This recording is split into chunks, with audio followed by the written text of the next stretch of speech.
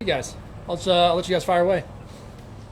When some of years are in camp, what's your job like as far as, especially when the injuries pop in, because you kind of a couple of new additions with Keyshawn, Matlack, Wiley today. What's kind of the process when you have those things pop up during camp? Yeah, quickly we're communicating with our pro department, just getting a quick list together of street free agents, maybe 3, 4, 5 guys that we'll bring in for a workout, pretty quickly. Just get them on a plane, get them here, work them out, and hopefully sign one of them. So it's kind of a group effort, just identifying certain street free agents. They could be guys that just got cut, guys that maybe been in the UFL.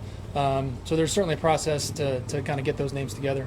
Like, when you look at what you guys have at wide receiver, how do you balance just taking the best 6, 7 guys versus having diversity in that room, and maybe somebody offers something that somebody doesn't? Like, what is that conversation? Yeah, I think typically, I think, the way I see it, I think in the past you kind of want to build it like almost like a basketball team a little bit, different skill sets, different type of players, which I think, we have a lot of talented, players in the room. There's a lot of really good competition.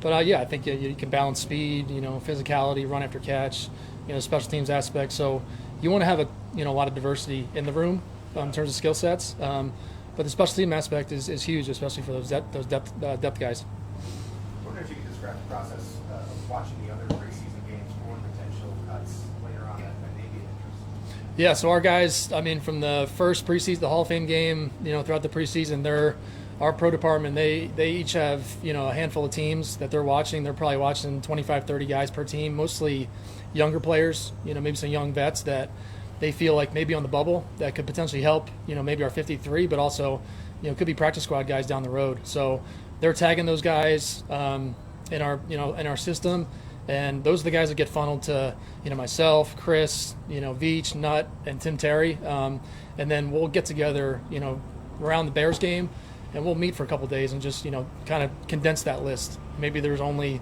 4 or 5 guys that legitimately we might target. Any thoughts on? I don't think we talked about the just post draft as a whole, like the offensive tackle. Just what have you seen from him so far, and what makes him intriguing at this point? Yeah, he's a big kid, big strong kid that can play both tackle spots. Had a good All-Star game, and he's certainly got physical traits. Now I think it's just being consistent and stacking days and eliminating the errors. But talented kid that he's fit in well with the room. There's a lot of really good competition there for depth spots there. We feel good about our depth especially in the second group. So he's got potential, but he's got to keep showing it. You mentioned depth. Is there any particular area where you feel like that the depth is maybe deeper than you've gotten into training camp than maybe you expected? Yeah, I think our D-line depth's, a strength right now.